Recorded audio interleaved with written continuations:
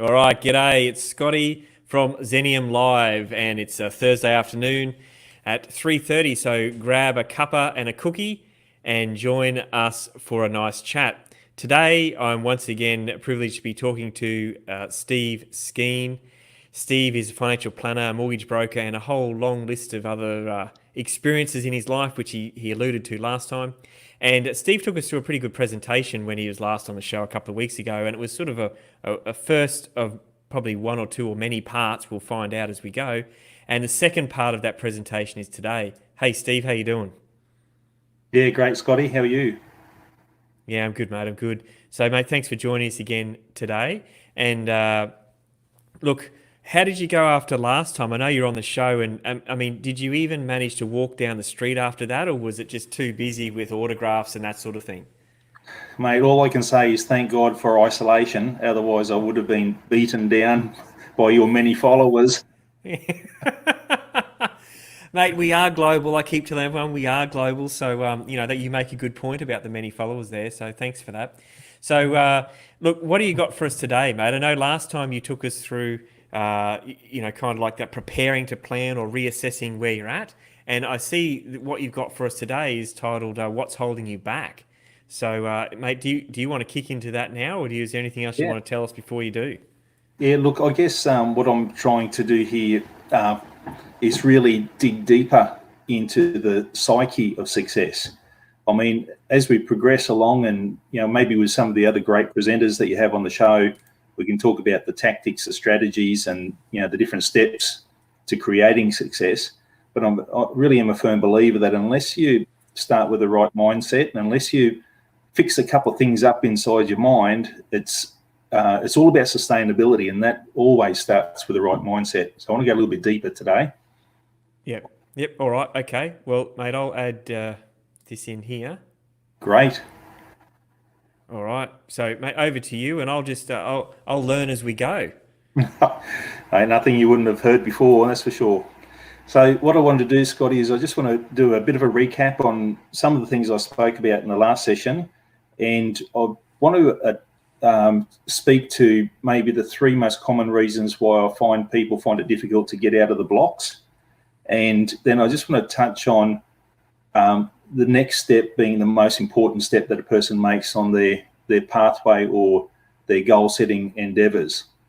So you may recall in that last session, I spoke about, at least in my experience, that success generally comes 80% from your attitude or your frame of mind, and only 20% from the skill sets or the tools that you may bring to the game. But unless you've got that mindset under control, you can be the best practitioner with a poor mindset. You just won't hit those goals and be the best version that you can be. So I also spoke a little bit about the difference between the roles, I guess, and responsibilities of a coach, a mentor, and a specialist. And I specifically mentioned that at different times along your journey, you'll need to have one or a combination of those people in your life. Sometimes you may find that your coach takes on the role as a mentor. But the big difference that we discussed last week, Scotty, was that a coach is there to ensure you get the result, whereas a mentor has more of a personal relationship and maybe actually challenges you as to why you're choosing those particular targets. And of course, the specialist is wheeled in every time you have a problem or any time you want to create an efficiency to get to your goals. Yep. Okay. So we also spoke about SMART goals because, once again, in my professional journey, I find a lot of people come to the table and they can't really articulate what they want to achieve. And unless that target is crystal clear, it's really difficult to hit the target.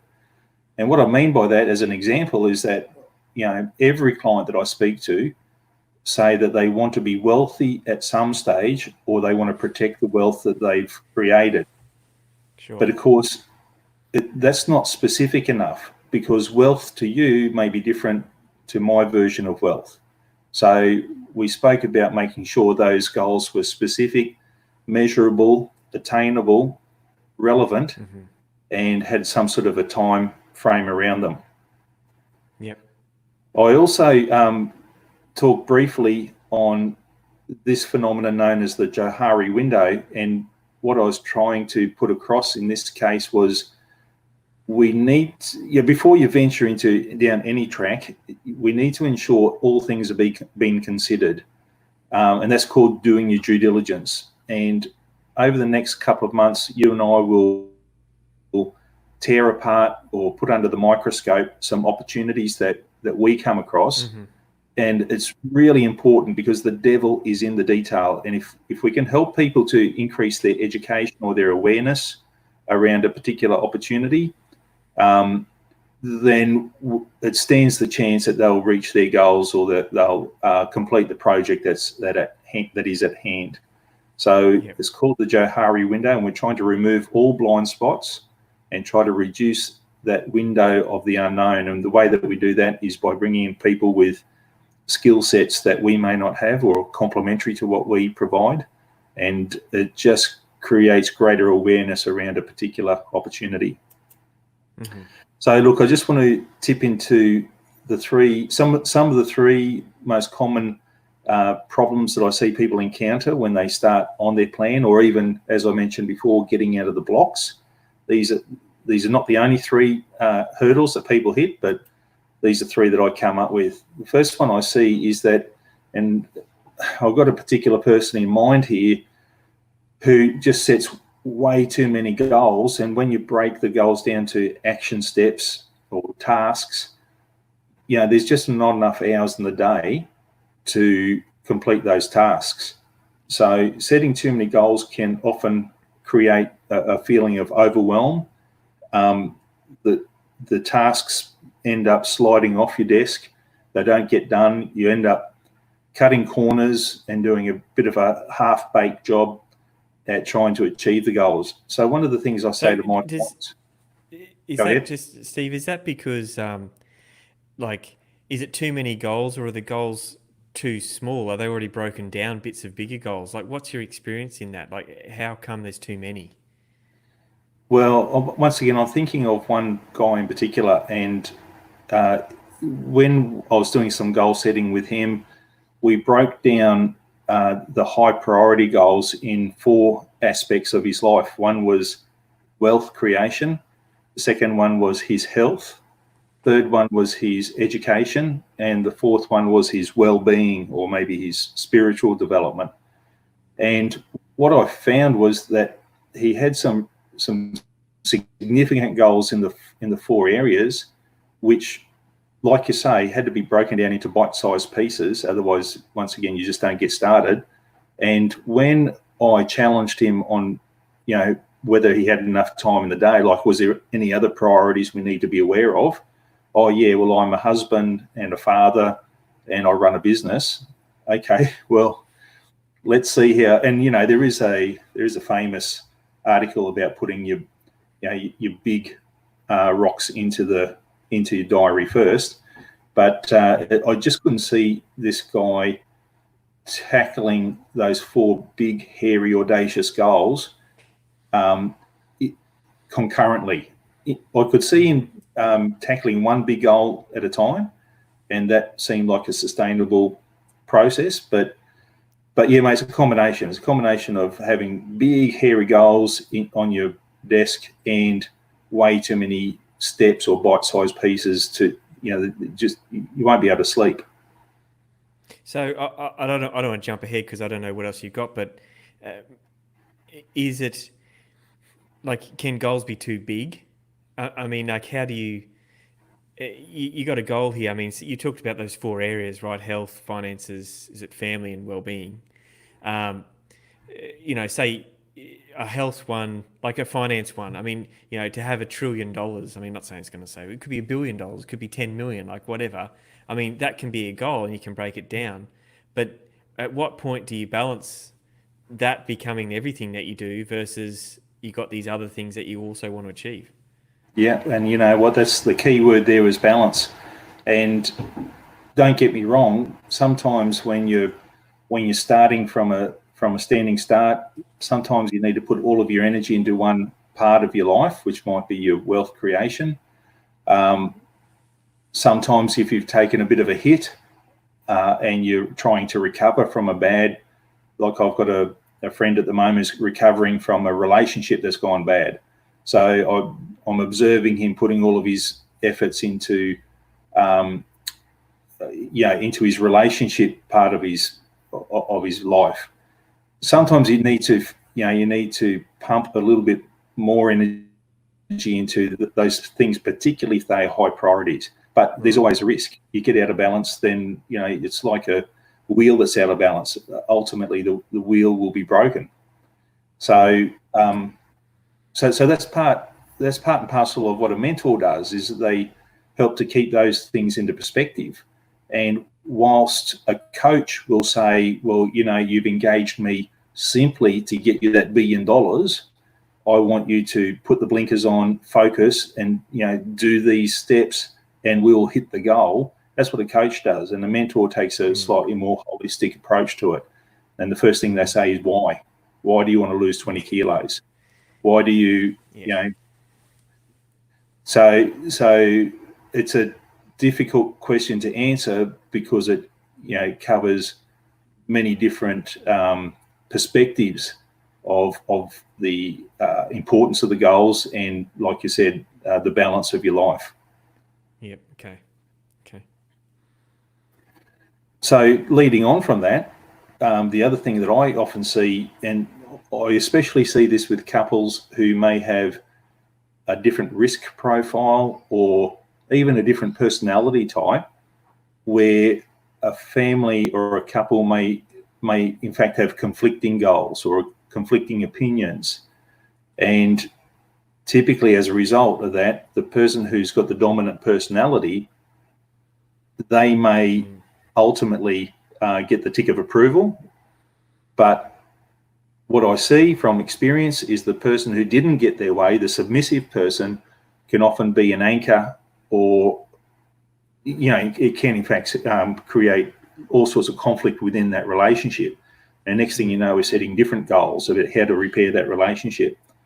So once again, in my experience, it's important for me to understand what makes my clients tick, not only as a unified unit, but also individually, and trying to continually bring the difference to the table so that there's mutual respect and at least common ground on any sort of financial goals that we're working on. Right.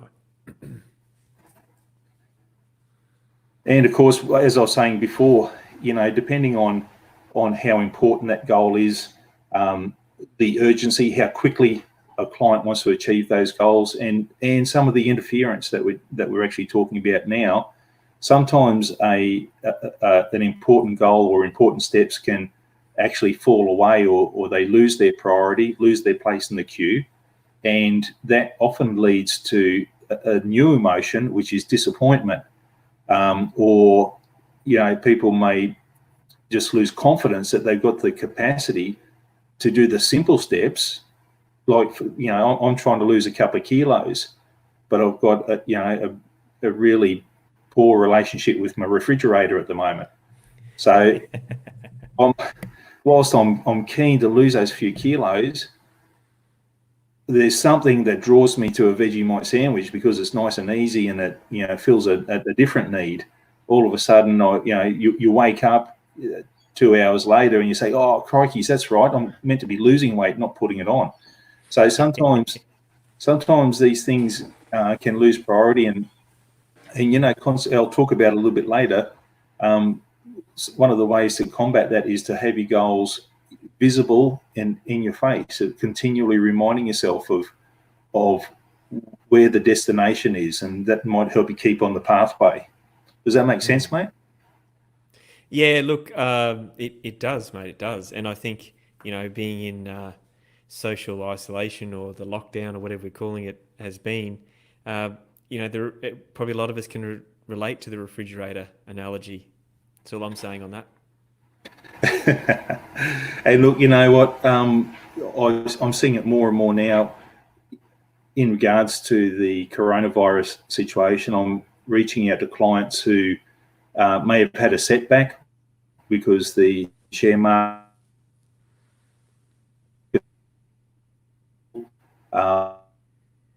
maybe they lost a job, or there's some sort of income constraint, where on that it's rarely is it a straight line from where we are today to where you want to be.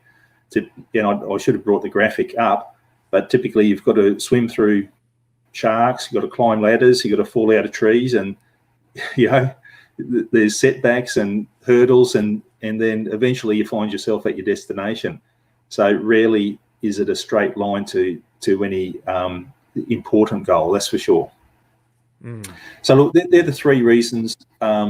They're three of the reasons that I see most people fall off the wagon. And the work that I do with my clients is simply to help them get back on the wagon, mitigate any threats or any challenges that have presented themselves, like incomes. Maybe we push your goals out a little bit further, but don't drop your goals. And that's what I'm saying, is that it's important to remain truthful to the goals that you're setting, and when you hit the headwinds, reminding yourself of why you set those goals becomes important to keep you on the path to success. But look, Scotty, what I found once again in my journey is that for different personality types, there's different approaches to goal setting, and I found it really interesting over time, because if I can understand this aspect of my client's psyche, then it helps me in pushing their buttons, or reminding them of what's important to keep them on the sustainable path. And even, and we'll talk about a particular personality type here who continually bites off more than they can chew. Dealing with those people is quite different to dealing with the person who is too scared to step away from their own shadow. Yeah. So look, there's many iterations of these personality types, and I can't express enough how important it is to understand yourself more so, and it's probably important to understand your partner if you're in a relationship. So that would be helpful. Yeah. Have you got a chart for that one? No, it was an invisible chart. So look, the psychological studies tell us also that most of us have a combination of at least two of these personality types, and depending on what you were smoking in the 60s, maybe you've got multiple personality types. Like I always imagine you, Scotty, you'd be the chameleon. You'd always be floating in and around these different types, depending on who you're talking to. Would that be fair to say? What are you trying to say, mate? What are you trying to say? You're saying that I'm right, I'm adaptable. Okay, all right. So not a fake person, but adaptable. All right, I'll take that on. Yeah, mate, that's meant to be a compliment. It's a skill that, I actually live with somebody who is rigid, and she's great, but is not very, chooses not to be adaptable. And that's because, she wants to be authentic. So you actually scratched on the surface there. Am I being fake if I'm being adaptable? Well, depends on what you're trying to, what the situation is. But in this situation, she wants to be authentic at all times. So she won't change personality types just to suit the occasion. Yep. It's always a lot of fun, as you can imagine. Is she going to watch this later, mate? Are you going to be in trouble? Do I need to get the couch set up for you? Yeah, potentially. I'm down in the boat shed at the moment, so I'll tune the TV in and I'll be right. So look, so once again, and this is not my information, this comes from some great psychologists over time. The type A personality, or the director in this case,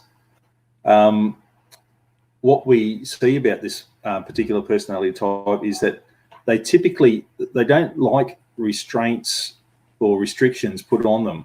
They want to be independent thinkers. They tend to be self-employed, maybe like you and I, Scotty, and they want to run their own schedules. And regrettably, we tend to be workaholics. So it's not unusual to see us continually putting time and effort just to get to the end of the goal, just to achieve what it is we set out. And it can become quite belligerent for people who don't understand this personality type. We may appear impatient at times, especially if we think that somebody is spending way too much time on unnecessary details, and if we think that wasting time is going to impede our abilities to complete the goal. Now, if a job is routine or repetitive, and I'm talking about maybe administration work, we'll get this type of personality will get bored easily, and typically we won't enjoy the work. Although we try to put up somewhat of a facade, but internally we're just being miserable. So a type A personality or the director will do whatever's necessary to prevent themselves from falling into any sort of pattern or routine. Instead, we're continually seeking freedom and independence. So when it comes to goal setting for us, the reward has got to be sufficient enough for us to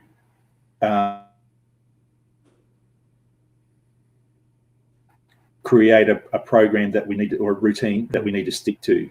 If the reward's not big enough, we simply won't. We'll pay lip service to it and outsource it, essentially. Does that sound familiar to you, buddy? Possibly.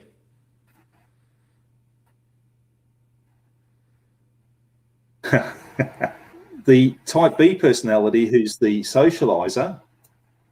So this person tends to be more energetic. They like to be the life of the party. They enjoy being around people and, of course, centers of attention.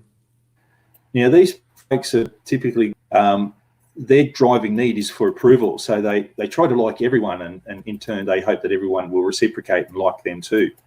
So this type of personality reacts favorably to compliments, acknowledgement, and encouragement, and rewarding them with positive words along the journey helps keep them on track. And they particularly enjoy the applause from groups of people. So their biggest fear is humiliation. So when we think about, the science of motivation, sometimes the big stick can work in this case rather than the big carrot. Whereas with a type A personality, once again, the carrot has got to be big in order for us to commit to a routine. For the socialite, the stick is the greater motivator. So their greatest fear is being humiliated in public, because that might mean that people disapprove of them, and for that to happen, that'd be devastating. Okay. Yep. Now, the type C personality, or the thinker, I think that I propose that there's a bit of thinker in you, Scotty. I'm just a chameleon of all of them. Well, that's what I'm saying, mate. Saying, yes, very shallow. I mean, very adaptable. So the C-type personality tends to be really detailed-oriented, and they like to be involved in things where the environment is controlled, and in fact, ideally, where they can control the process. They're really interested in accuracy and rationality and logic.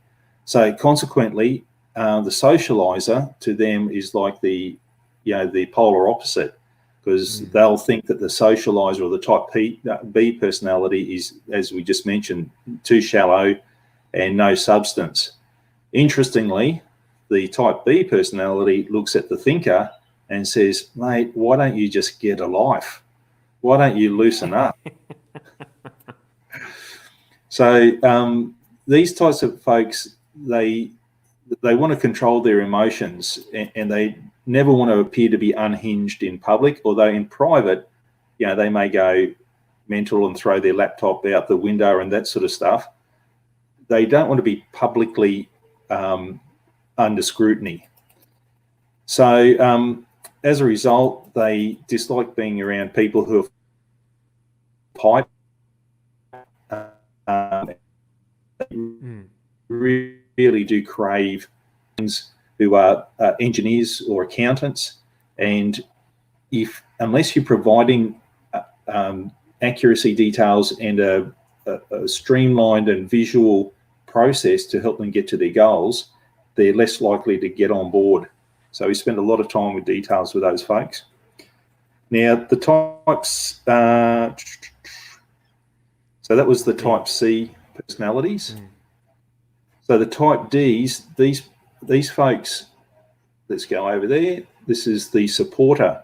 These folks like to take things a lot slower. They're a lot more relaxed. They don't want to necessarily share the limelight. They simply want to support. They want to keep harmony. The big driver is keeping harmony. Having said that, they do seek the security and longevity on a job, and they're happy to do repetitive tasks day in, day out. They won't like it if the rules change, or if there's any ripple or any hurdle that may mean the plan needs to change direction, because it's contrary to their desires to minimise change, and they really want to stick with what we know works. They'll always resist change, and even though a particular process may appear unpleasant or ineffective, they simply will persist because they're resistant to change. They're typically good at playing supportive roles, and they're normally a very caring, thoughtful, and compassionate person. That's potentially the only personality type that you are not. Would that be fair to say? No, I'm joking. You're actually, I'm not cautious. No, you're actually you are fundamentally a little bit of everything there. Probably a dominant in the thinking part and the director part. Would that be fair to say? Yeah, you're pretty good there. So understanding your own personality type, I think, is really important when setting goals, because, or especially if it's in a partnership situation. And when I say partnership, obviously I'm talking about a relationship-based marriage, or in the case of my daughter and my future son-in-law, they're not married yet. But it could also be in a collaboration situation. So in due course, we'll be talking about the power of collaboration. And in my opinion, it's important that complementary personality types are brought to the table, because everyone has got a different perspective. And the more perspectives you can get on an opportunity or a threat, I think the more educated decisions can be made. So in my opinion, if you understand yourself, then setting your own personal goals can in fact be a lot easier, particularly when it comes time to map out the strategy and the tactical steps. So once again, in this financial planning industry that I belong to, I've noticed that different people at different ages and different stages tend to have similar goals at those various stages. And what we see happen here is that people in the under 30, their goals tend to revolve more around things like budgeting, getting ready for to save for that deposit on the home, travel, and even ensuring there's sufficient money in their budget to cover their social needs. Whereas once you dive into the pool of debt, suddenly what we find is that making sure we control our cost of livings, starting to put some longer term money aside, and even family planning become higher priorities. So we try to keep these types of things in focus when helping people to crystallize their goals. Because remember what I said, most people come in and say, I just want to be rich, or I want to protect my wealth. So what we often say is, have you thought about this? Have you thought maybe you're knocking on the door of retirement? And I just spent some time with some retirees this morning, and for them, protecting their capital during this volatility was really important.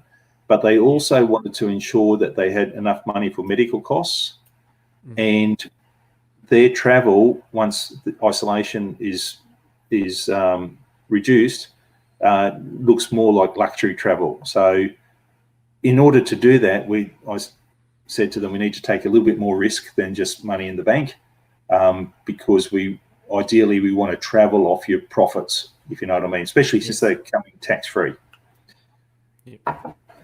So I just wanted to let you know, age and stage is important. Indeed.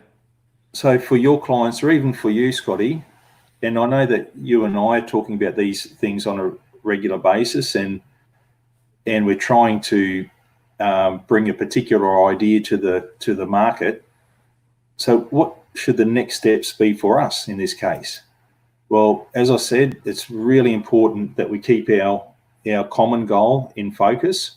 And the way that I do that, just so you know, is that I ensure that I adopt, even though I'm resistant to routines, if I can get my morning started correctly in the right frame of mind, then the rest of the day just seems to, I can tackle all comers for the rest of the day. I've also found how to not have a bad morning, Steve? Yeah, wake up in the afternoon. Exactly. That's classic avoidance therapy.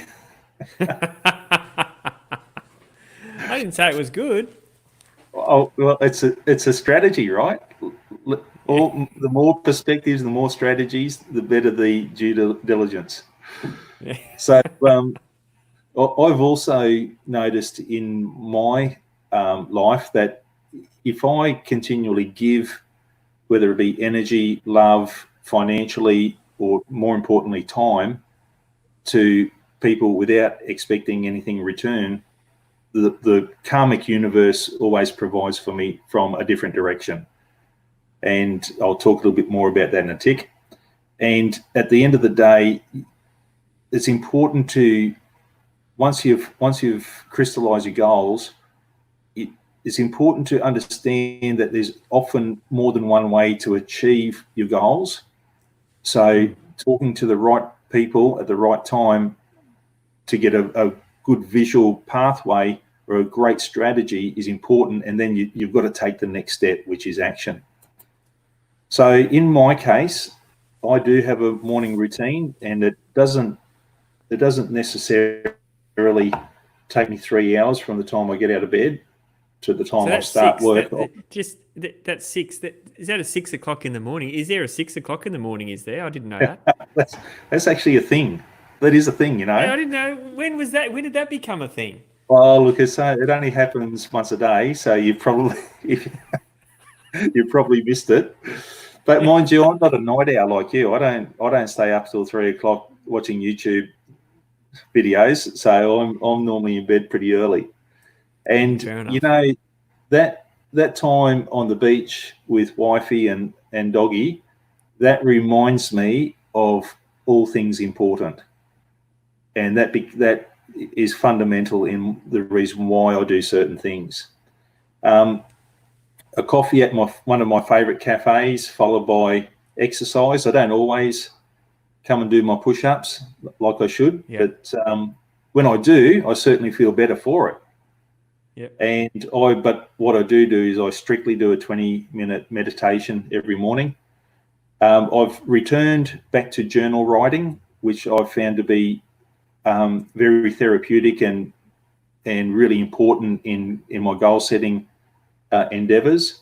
And then I kick off with work. So when it comes to the journal, this is information that I've picked up from, once again, somebody who's way smarter than me. I found that if I celebrate my victories from the previous day, followed up with some gratitude, I find that if I'm thankful for, good health, good well-being, good weather, a great weekend, the ability to socialise this coming weekend, I find that just sets my mind correctly. And I always start with an intention for the day, and the intention is not always work-oriented. It might be quite selfish. It might be that I want to have some time out through the day to replenish my own reserves. Yep. And I typically articulate 3 non-negotiable goals. I don't always hit them, but I typically hit 2 out of the 3, and that's what I want to achieve for the day. And here's the most important aspect of it. I'm also setting or writing down 3 things that I'm grateful for the future. And this relates to what would commonly be called the power of manifestation. So, there's a whole episode we can do on that. But if I write down this morning I wrote down I'm thankful and grateful for the ski trip that I'm going to take this year. So I haven't booked anything, but it's in there, and it is an important it's an important part of my upcoming diary. So journaling is and it's really interesting looking back on your journals.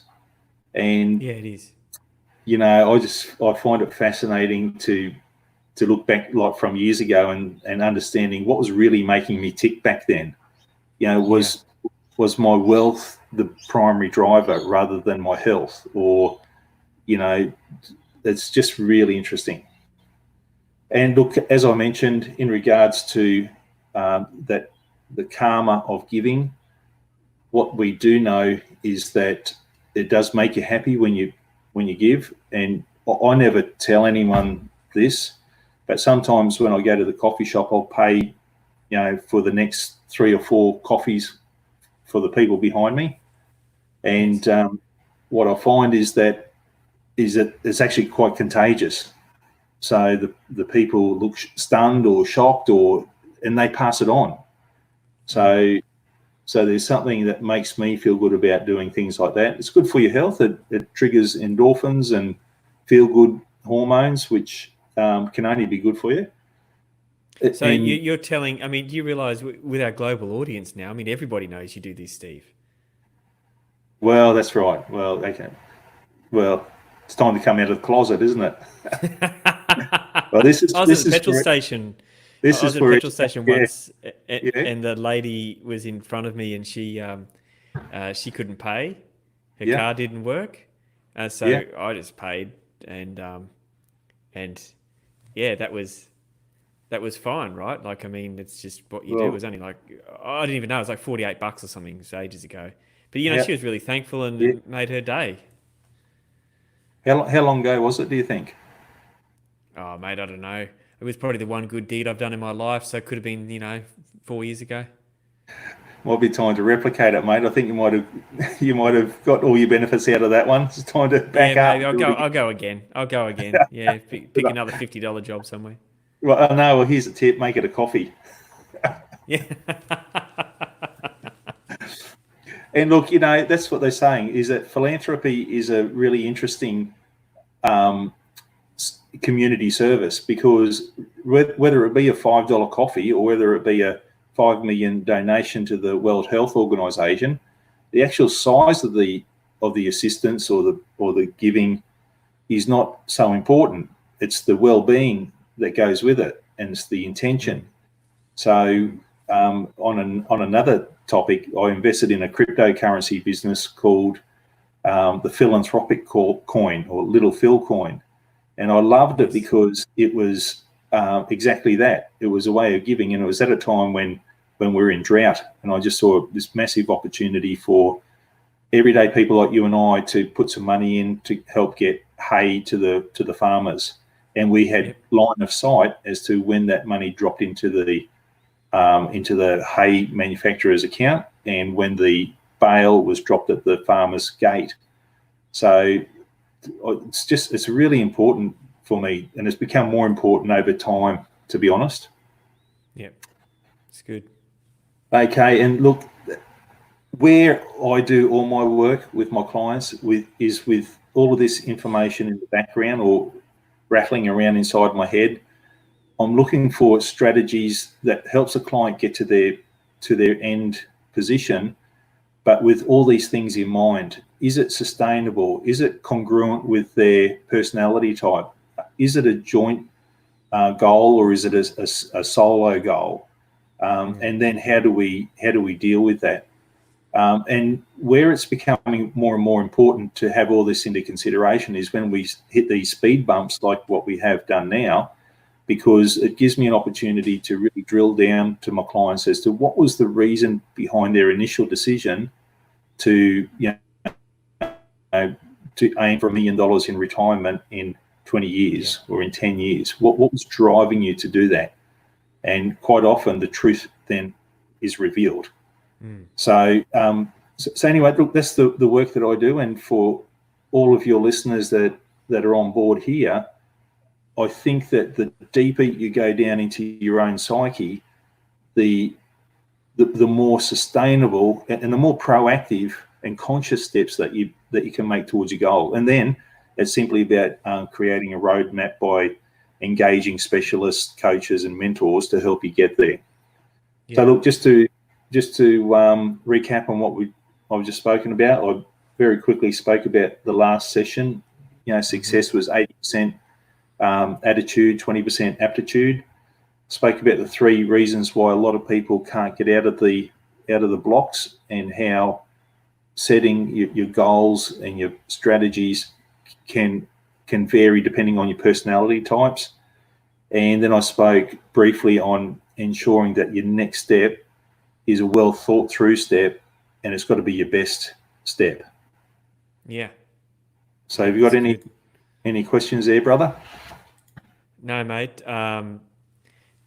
Just that I thought it was really good. I appreciate you coming on, and I think it's a really good. Even if the people that didn't watch it live, they can listen to it on the Real Property, Real Wealth podcast, or they can rewatch it again. I mean, it's something that goes along with the other presentation you did. It sort of takes you through those steps of what you need to do, resetting your mind, resetting your goals, and going forward like that. I think it's really good. All right, great. And look, the reason why I wanted to start from the very beginning was, as I watch your show each week, I see some great speakers, great content, and often I think that people might be joining the show and they're potentially coming for opportunities or for education. And I think it's often important to put things into perspective, and that is to work out how relevant that information is to my own personal goals or my own financial plan, or this joint venture I'm about to start up with somebody else, or this collaboration that I've been thinking about. I think it's always good to come back to basics and put things into perspective. I think it is, and I think that you've covered that exceptionally well, and I appreciate that. So I know that you've got a taste for the glitz and the lights and stuff now. So what can we expect from you next, mate, in a couple of weeks' time? Well, why don't you open it up to your viewers, mate? I'm happy to talk about any topic, and my interests are very, very wide. So open it up to your viewers and ask them to put some suggestions up. I'm happy to. All right, we'll do that. Yep. Yeah. Yep, we'll do that. We'll put that on there. We've got a couple of pages there under Zenium Property, and we'll put some questions out and see. I've got a good idea of what a few of the comments have been over the last few weeks that people want to know, and we might throw that in a basket and see what we come up with, mate. Right. Appreciate that. Appreciate your time and taking the time to join us today and go through that presentation. If you want to know any more about Steve or any of the things we do here at Zenium Property through our Zenium Live show, the whole time you've been watching, there's been ways to contact us down the bottom. And for those that are listening, that is, you can jump on the website, www.zenium.property. That's XENIUM.property. Or you can hit us up on email at hello@zenium.property. And you can call us 1300 66 7789. If you've got any comments, feedback, other bits and pieces, that you want to let us know by, you can hit us up on those things there, or in the comments section or wherever you see this video. And that's about it. Mate, thank you very much, Steve, once again for joining us. And that's it from today. Until next time. Next Tuesday, we have a special guest coming on, Steve. You're probably going to want to see this guy. We've got Ron Fawley coming on. Ron is a director of Air International, and they do a lot of development with aged care, retirement facilities and what have you. And Ron has actually written property development courses that he delivers at like all over the country and actually internationally as well. So Ron's probably one of the most switched on guys I've ever met in property development, and I've managed to get him on next Tuesday afternoon. So keep an eye out for that. Yeah, I'll be on. All right, mate. Thank you. Have a good rest of the day, and thanks for everyone for tuning in. This is Scotty from Zenium Live. Till next time.